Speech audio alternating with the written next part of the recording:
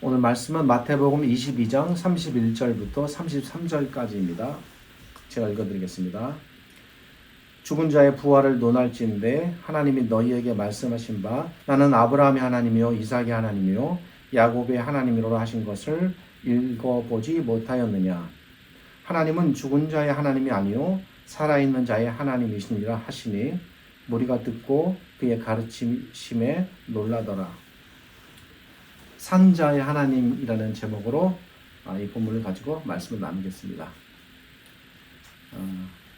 우리 청년이 오랫동안 떨어져 있었는데 이렇게 와서 함께 예배하고 또 어려운 일 당한 후에 우리 가족이 또 이렇게 귀한 예배로 함께하게 됨을 감사드립니다. 이 말씀은 제 기억으로는 제가 2023년 12월경 저희 드림팀 한 분의 가족이 이제 임종을 맞으셔서 제가 그때 유가족 분들을 위로하기 위해 전했던 말씀입니다. 그때 급하게 이 말씀을 준비하고 전하는 관계로 조금 지금 이렇게 다시 읽어보면 조금 부족했던 부분이 있던 것 같습니다. 그때 제가 이 말씀을 전하면서 언젠가 기회가 되면 이 본문을 좀 더 잘 정리하고 다듬어서 전해야겠다라는 생각을 했었습니다. 그리고 이제 거의 횟수로 2년 가까이 시간이 흘렀습니다. 이 말씀은 부활에 대한 성경의 여러 말씀들 가운데 부활에 대한 관련된 성경 기록이 많은데 무엇보다도 예수님 자신께서 직접적으로 부활을 증거하신 말씀입니다. 그래서 우리가 신자가 정말 부활하는가? 정말 우리에게 부활이 있을까? 라는 것과 연관해서 성경 전체에서 이보다도 더 분명하고도 강력한 부활에 대한 증거는 없을 것이다 라고 저는 생각을 합니다. 당시에는 제가 이 말씀을 장례식장에서 전했으므로 당시 장례식장에 참석했던 저희 팀원들 외에 그 뒤로는 전하지 않았으니까 저희 그분의 교회 우리 신자분들 그리고 장례식장에 참석하지 못했던 다른 우리 드림팀 신자분들 이런 분들에게 전할 기회가 되지 못했던 것으로 생각합니다. 언젠가 기회 되면 다시 말씀을 전해야 되겠다라는 생각을 하던 차 오늘 특별히 날을 정해서 이 말씀을 전함으로써 듣지 못했던 분들을 포함하여 우리 모두가 이 말씀의 의미를 생각해보는 시간을 갖고자 합니다. 특별히 지난 주일에는 부활주일이었음에도 불구하고 제가 저희 빙부님 상을 맞아 부활주일 설교를 하지 못했습니다. 또 특별히 저희 유가족 분들께도 이 말씀이 위로가 될 수 있으리라 생각하며 말씀을 전하게 됨을 알려드립니다. 먼저 말씀의 내용을 살펴보겠습니다. 이 말씀은 신자의 부활에 대해 깨닫지도 못하고 알지도 못하며 그리고 나아가서 믿지도 않았던 당시 유대인들 중에 일부는 부활을 믿는 학파가 있었지만 또 이쪽 학파들은 부활 자체를 믿지 않는 사람들도 있었습니다. 그들에게 예수님께서 과연 하나님의 백성, 신자의 부활은 존재하는가? 과연 신자의 부활이 존재한다면 그 부활의 근거는 무엇인가? 라는 사실을 예수님께서 증거하시기 위해 하신 말씀입니다. 먼저 예수님께서는 죽은 자의 부활을 논할진대 하나님이 너희에게 말씀하신 바 9절 그대로 읽습니다. 나는 아브라함의 하나님이요 이삭의 하나님이요 야곱의 하나님이로라 하신 것을 너희가 읽어보지 못하였느냐 라고 말씀하십니다. 그러니까 질문을 던지시는 겁니다. 예수님의 이 말씀은 예수님께서 이때 이걸 전하시기 위해서 독창적으로 생각해내서 하신 말씀이 아니라 출애굽기 3장 6절에 기록된 말씀인데 그 옛날 모세가 떨기나무 불꽃을 보고 저게 무슨 현상이지 하고 궁금해서 다가갔을 때 하나님께서 모세를 부르시며 하신 말씀이었습니다. 나는 이런 하나님이다 하고 모세에게 이렇게 말씀하신 겁니다. 이 하나님께서 그 당시 모세에게 하신 말씀을 예수님께서 지금 가져오셔서 유대인들에게 부활을 믿지 못하는 유대인들에게 부활은 이렇게 존재한다. 이걸 증거하기 위해 지금 하시는 말씀입니다. 이게 그러니까 하나님께서 모세에게 하신 말씀이 지금 부활과 무슨 연관이 있을까? 이게 굉장히 놀랍거든요. 이 관계를 생각해야 합니다. 왜 어떻게 예수님께서 지금 그걸 갖다가 여기서 부활을 증거하기 위한 말씀으로 쓰실까? 이거죠. 유대인들은 나면서부터 모세에 대해서는 아주 빠삭한 사람들입니다. 모세 오경을 비롯해서 모세의 가르침을 아주 그들은 어려서부터 수십 년간 배우고 익혔던 사람들이니까 이 말씀 자체는 그들에게 너무나 잘 알려진 말씀이에요. 이거는 모르는 말이 아닙니다. 그들에게는. 그러니까 출애굽기 3장에 기록된 이 말씀은 유대인들이라면 누구나도 잘 아는 말씀입니다. 그러기에 어쩌면 예수님께서 이를 근거로 해서 이렇게 말했는데 너희가 듣지 못하였느냐? 잘 알지 않느냐? 라고 이제 부활을 말씀하시기 위해서 질문을 툭 던지시는 겁니다. 우선 우리가 여기서 생각해 보아야 할 것은 나는 아브라함의 하나님이요 이삭의 하나님이요 야곱의 하나님이다. 우리말 표현은 이로라 라고 표현되어 있는데요. 이 말씀의 의미가 무엇이고 그리고 예수님께서는 이 구약의 말씀을 이렇게 끌어다가 말씀하시면서 하나를 딱 덧붙여서 말씀하셔요. 그 다음 뭐냐면 부활을 논할지인데 이 말이 첨가되는 거죠. 그래서 왜 이런 말씀을 여기서 하실까를 생각해야 합니다. 먼저 우리가 알아야 할 것은 나는 아브라함의 하나님이요 이삭의 하나님이요 야곱의 하나님이로라 라는 이 말씀 자체의 의미가 먼저 알아야 됩니다. 이 말씀 자체의 의미. 그리고 예수님께서 어떤 의미로 지금 이 말씀을 하실까? 우리는 먼저 생각해야 할 것이 아브라함과 이삭과 야곱이 이렇게 살았습니다. 그러나 시간이 오래 지나서 그들이 다 죽었습니다. 그리고 몇백 년의 세월이 흘렀습니다. 어쩌면 땅 속에서 썩어서 육체는 물론이고 뼈조차도 흔적 없이 다 녹아서 없어졌을 그 정도의 오랜 세월이 흘렀습니다. 흔적 없는 거죠. 그리고 나서 몇백 년이 흐른 후에 모세에게 지금 이 아브라함, 이삭, 야곱에 대해서 말씀하셨다는 점에 주목해야 합니다. 만약 하나님께서 나는 아브라함의 하나님이요 이삭의 하나님이요 야곱의 하나님이다 라고 말씀하실 때 이런 가정을 해봅시다. 이 말씀이 아브라함과 이삭과 야곱이 살아있는 생전에 살아있을 때 이 말씀이 주어졌다면 쉽게 이해가 될 것입니다. 하나님께서 지금 그들이 살아있으니까 아브라함과 이삭과 야곱의 하나님이구나. 우리가 이렇게 쉽게 어렵지 않게 이해할 수 있는 겁니다. 근데 죽었습니다. 죽었는데 없습니다. 이 땅에는. 문제는 하나님께서 나는 아브라함의 하나님이요 이삭의 하나님이요 야곱의 하나님이로다 라고 말씀하실 때 이미 말씀드렸듯 아브라함과 이삭과 야곱은 모두 죽고 그들의 시신조차 썩어 그 흔적조차 찾아보기 힘든 수백 년의 세월이 흐른 뒤라는 사실이죠. 그리고 여기서 우리가 지금 주목해야 할 부분이 있는데 그것은 뭐냐면 이다 할 때 이것이 동사인데요. 여기에 사용된 동사라는 건 동작을 말합니다. 이 동사라는 건 항상 시제를 갖고 있어요. 우리말에는 두 가지 시제가 있습니다. 뭡니까? 과거와 현재. 미래도 있습니다만 영어에는 또 세 개의 시제가 있어요. 과거, 현재, 미래. 그죠? 근데 여기 사용된 시제가 뭐 같습니까? 좀 잘 읽어보세요. 과거인 것 같습니까? 현재인 것 같습니까? 네, 현재입니다. 하나님께서 모세에게 나는 아브라함의 하나님이었다. 이삭의 하나님이었다. 나는 야곱의 하나님이었다. 이미 죽고 없어진 사람들이니까 그렇게 말씀하셨다면 그렇지. 그들이 살아있을 때 그들이 하나님이셨으니까 이렇게 말하는 게 맞다. 어렵지 않게 이해가 됩니다. 그런데 여기서 하나님께서 그리 말씀하지 않으시고 말씀드렸듯 시신이 썩어 몸과 뼈조차 흔적이 없이 사라졌음에도 불구하고 죽어 없어진 그들을 향하여 이 땅에 존재하지 않는데 현재 아브라함의 하나님이고 현재 이삭의 하나님이고 현재 야곱의 하나님이다 라고 현재로 지금 말씀하고 있다는 거죠. 이 부분이 독특한 부분이에요. 왜 하나님께서, 이건 예수님의 말씀이 아니라 하나님께서 모세에게 말씀하신 말 그대로입니다. 이거는. 왜 하나님께서 그 떨기나무에서 모세에게 이런 시제로 말씀하셨을까? 왜 하나님께서는 죽고 사라진 존재들을 향해 하나님 자신이 마치 그들이 살아있는 것처럼 생각하시면서 지금 내가 그들의 하나님이다 라고 말씀하실까?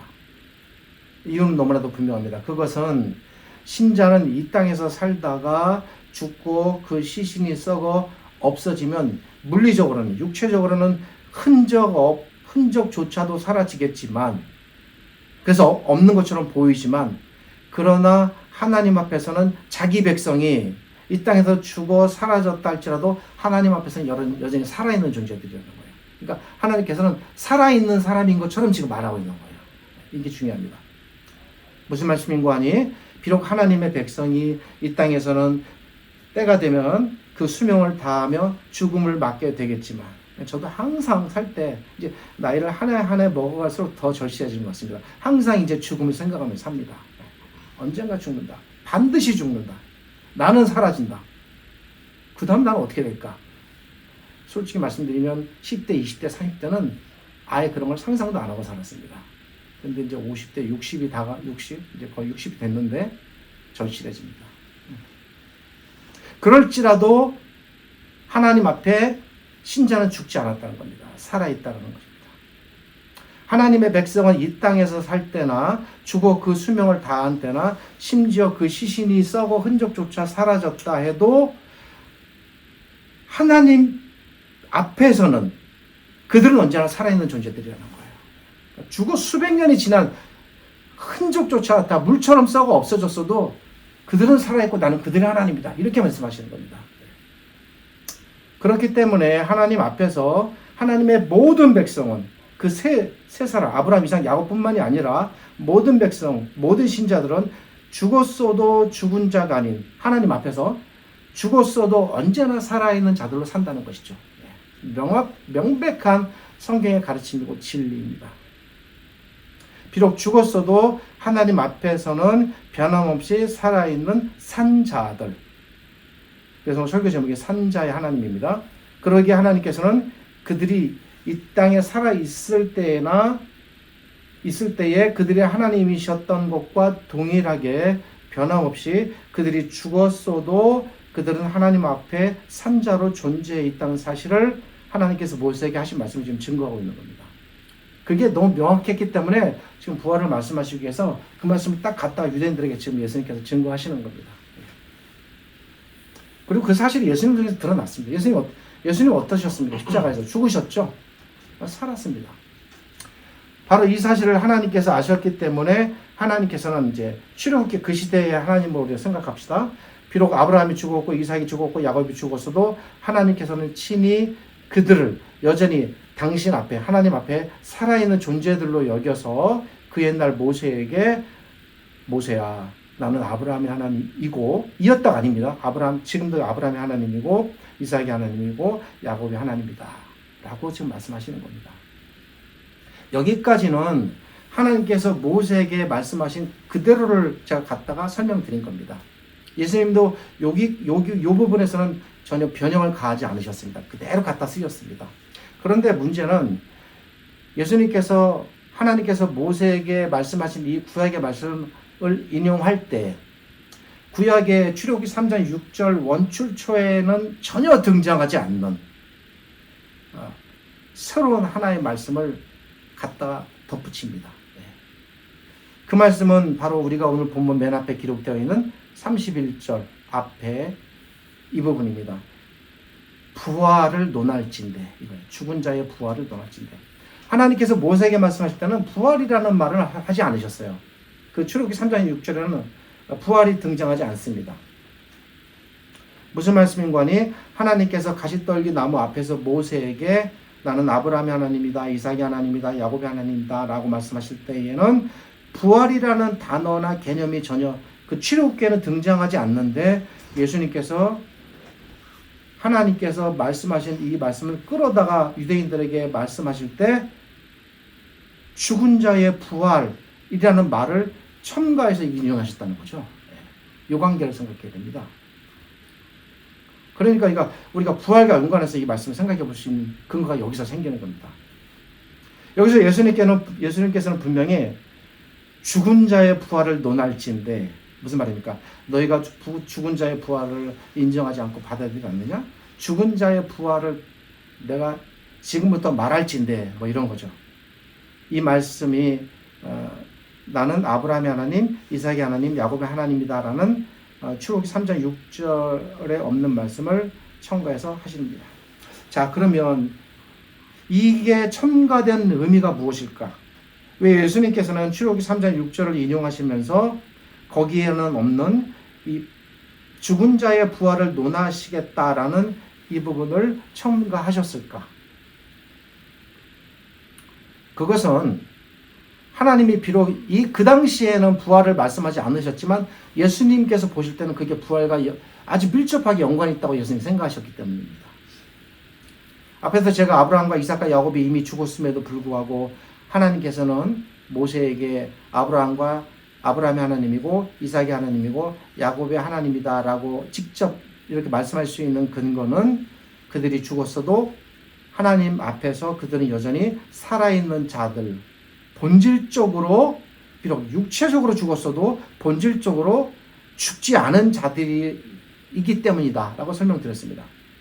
그렇다면 그들이 분명 죽었고 그 시신조차 썩어 사라졌음에도 불구하고 하나님께서, 자, 지금부터 중요합니다. 하나님께서 그들을 살아있는 자들로 여기실 수 있는 하나님께서 가지고 계신 논리가 있어요. 예, 이걸 우리가 하나님의 논고라 그러는데 하나님의 논고는 무엇인가라는 거죠. 이건 가설이 아닙니다. 가설이 아니라 실제로 존재하고 있는 하나님의 논리입니다. 무엇 때문에 하나님께서는 죽은 자들을 죽었다 하지 않고 지금 살아있다고까지 말씀할 수 있을까? 그 하나님의 논고, 하나님의 논리는 무엇일까라는 거죠. 그걸 예수님께서 잡아내신 겁니다. 그것은 비록 그들이 육체적으로는 죽었어도 그들의 몸이 언젠가 장차 부활의 몸을 입을 것이다 라는 것을 이미 구약시대에 모세시대에 하나님께서 아셨다는 거죠. 이 부분이 중요합니다.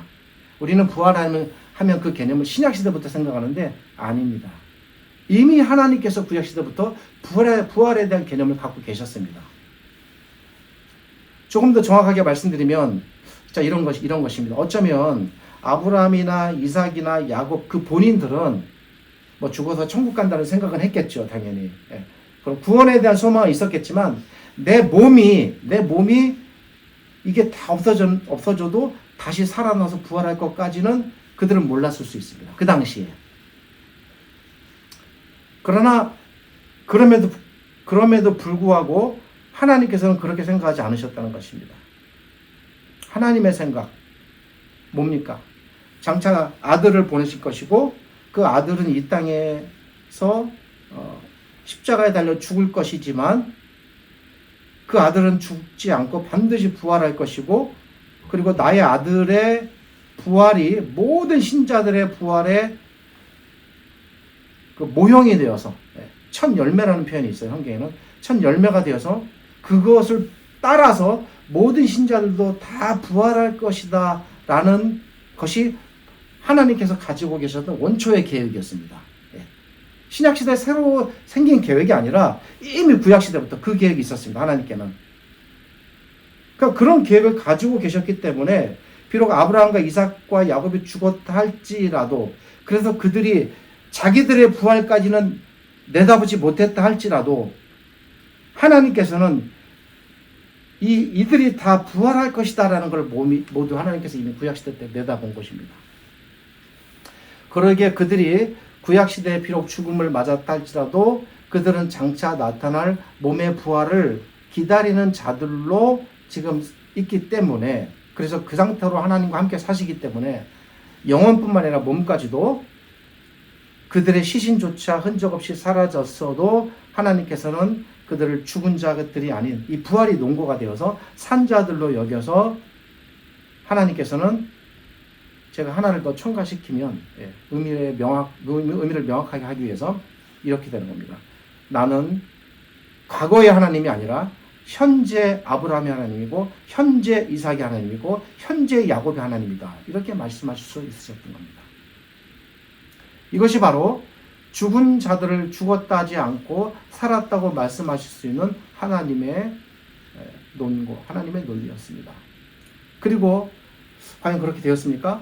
마침내 때가 되었습니다. 무슨 때입니까? 예수님께서 죽으시고 부활할 때가 된 것입니다. 그럼으로써 이 모든 떨기나무에서 하셨던 하나님의 말씀이 사실로 증명되는 순간이 예수님의 부활입니다. 이해되시죠? 죽은 자의 몸이 죽음으로 끝나지 않고 부활을 통해 모든 신자들이 이제 다 살아나겠구나를 보여주시기 위해서 하나님께서 예수님을 부활시키신 것입니다. 그러기에 예수님께서는 유대인들에게 너희가 부활을 논하고자 한다면 비록 아브라함과 이삭과 야곱이 죽었지만 그들은 반드시 부활의 몸을 입을 사람들이기에 그들은 하나님 앞에서 산자들이 되며 그러기에 하나님께서는 과거의 그들의 하나님이 아니라 현재 아브라함의 하나님이고 이삭의 하나님이고 야곱의 하나님이시다라고 그 출애굽기 3장 6절에서 떨기나무에서 말씀하신 이 사실을 받아들여야 된다 말씀하시는 겁니다. 그걸 받아들인다면 너희가 부활을 받아들이는 것이다. 이렇게 되는 겁니다. 강요하시는 것이 아니라 하나님 예수님께서 철저한 논리로 아주 철저한 성경적으로 논리로 예수님께서 무장하셔서 지금 말씀하시는 거예요. 결국 예수님은 무작정 믿어 아멘 이런 식으로 강요하지 않습니다. 철저하게 설득하시고 논리적으로 말씀하십니다. 정리해 말씀드리면 지금 예수님께서는 유대인들에게 장차 아브라함, 이삭, 야곱 이들 모두가 부활할 것이기에 그들은 죽었어도 지금 하나님 앞에서 살아있는 자들이고 그러기에 그들은 죽어 없어진 존재들이 아니라 하나님께서 그들의 하나님이 되셔서 현재도 아브라함의 하나님, 이삭의 하나님, 야곱의 하나님이십니다. 너희가 부활을 논한다면서 어찌 하나님께서 이렇게 지금 현재 그들의 하나님이라는 사실을 모르냐라는 거죠. 그러니까 우리가 이제 이 말씀을 우리에게 적용하면 원고에는 없습니다만 우리 아버님의 하나님이셨다가 아니라 지금도 아버님의 하나님이신 거예요. 왜 그러시죠? 하나님 앞에서 살아있고 장차 부활할 것이기 때문에. 그리고 이 말씀을 예수님께서 지금 유대인들 앞에서 공개적으로 하신 말씀의 의미가 있어요. 뭡니까? 그것을 아브라함과 이삭과 야곱에게만 국한시키는 말씀을 하시는 것이 아니라 이 사실을 믿는 모든 하나님의 백성, 하나님의 신자들이 전부 다 이렇게 적용될 수 있다는 가능성이 있기 때문에 그걸 열어두고 하시는 말씀이에요, 지금. 그러니까 우리도 다 들어가는 거예요, 이 안에 지금. 아시겠습니까? 흔들릴 때마다, 죽음이 두려울 때마다, 죽음에 대한 공포가 엄습해 올 때마다 성경 말씀을 붙잡고 철저하게 하나님의 말씀을 근거로 우리는 생각해야 됩니다. 우리의 믿음은 강요하고 억지로 짓누른다고 생각하는 게 아닙니다. 오직 성경의 철저한 가르침 외에는 믿음의 근거가 없습니다. 그러기에 예수님께서는 하나님께서 아브라함의 하나님이 되시고 이삭의 하나님이 되시고 야곱의 하나님이 되신다는 이 분명한 가르침을 그들에게만 국한시키는 것이 아니라 예수님의 모든 백성들에게 말씀하시고 이렇게 하는 겁니다. 예수님께서는 구약시대에 아브라함의 하나님, 이삭의 하나님, 야곱의 하나님이셨던 그 하나님을 지금 우리들 모두의 하나님으로 말씀하시는 겁니다. 그러니까 우리에게 적용됩니다. 우리가 살았을 때에도 우리의 하나님이시고 우리가 죽어도 우리는 부활할 것이기 때문에 여전히 우리의 하나님으로 존재합니다. 왜 그렇습니까? 부활을 논할진대라는 예수님의 말씀처럼 우리가 부활하지 않는다면 이 말씀 자체가 성립될 수가 없고 우리가 산자들이 될 수 없기 때문입니다. 하나님께서는 그런 정리하겠습니다. 우리가 살아도 우리의 하나님이시고 죽어도 우리의 하나님이십니다. 사랑하는 가족을 떠나보낸다는 것은 우리뿐만 아니라 제가 전에 장례식 때도 이 말씀을 나누었고 기회가 되면 또 장례식 아마 또 많이 생길 겁니다. 지금 저희 부모님들이 그렇게 어려운 일을 당하실 수도 있는데 그럴지라도 가족을 떠나보낸다는 것은 슬프고 안타까운 일입니다만 우리가 슬프고 아프고 힘들고 마음이 고통스러운 건 너무 당연하지만 그럼에도 불구하고 우리가 이 슬픔과 아픔과 고통을 딛고 일어설 수 있는 유일한 근거 우리의 아픔 너머로 소망의 창을 열고 바라볼 수 있는 성경적인 근거는 우리 하나님께서는 언제나 우리 모두가 살아있을 때에도 우리 하나님이시고 우리가 이 세상에 존재하지 않아도 우리 하나님으로 존재하신다는 이 분명한 성경의 가르침 때문입니다. 이것은 분명 성경의 진리이고 하나님의 거룩한 말씀입니다. 그 어떤 위로와 말로도 가족을 떠나는 아픔과 슬픔을 위로받을 수 없지만 오직 우리가 받을 수 있는 위로의 근거와 소망이 여기에 있습니다. 하나님께서는 우리가 이 땅에 살아있을 때에도 우리의 하나님이시며 우리가 죽어 우리의 시신이 썩어 그 흔적조차 사라진다 할지라도 모세, 아브라함, 이삭, 야곱처럼 하나님께서는 언제나 우리의 하나님으로 존재해 계신다는 이 성경의 가르침 때문입니다. 우리 하나님께서는 우리가 이 땅에서 살아갈 때에 우리 하나님이신 것처럼 우리가 이 땅을 떠나 우리의 육체가 썩어 흙이 되어도 하나님께서는 여전히 우리의 하나님이십니다. 왜냐하면 하나님께서는 우리 모두를 반드시 부활시킬 것이기 때문입니다. 하나님께서 우리의 주님 예수 그리스도를 부활시키신 것처럼 그렇습니다. 기도하겠습니다. 하나님 감사합니다. 오늘 말씀을 통해서 어떻게 부활이 실질적으로 존재할 수밖에 없는가? 예수님께서 무엇을 근거로 이 거룩한 부활에 대하여 증거하시는가를 생각해 보았습니다. 비록 우리가 잠깐 이 땅을 살다 이슬처럼 흔적 없이 사라진다 할지라도 우리는 사라지는 것이 아니라 영원히 존재하는 자들이고 영원히 사는 자들이며 영원히 하나님 앞에서 하나님의 산자들로 살아가며 부활할 모든 하나님의 백성임을 저희가 우리 마음속에 분명하게 기억하게 하여 주옵소서. 그래서 더욱더 하나님을 향한 위로와 소망을 잃지 않게 하시고 힘들고 어려울 때에도 진리의 말씀을 마음에 새겨 그것을 근거로 우리의 신앙을 잘 세워가는 참되고 거룩한 백성들이 되게 하여 주옵소서.